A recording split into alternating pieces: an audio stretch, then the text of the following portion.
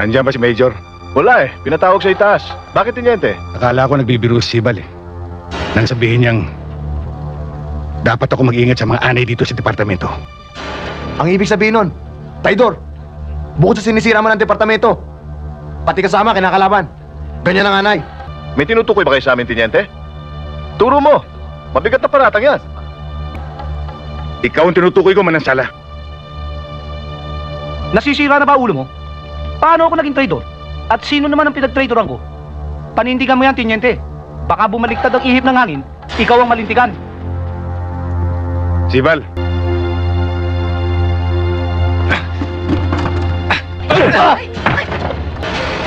Huwag kang gagalaw, Sibal. Ikaw talaga, Flores, oh. Hindi ka maasahan sa... Putang na! Patay na to, ah! Matigas na.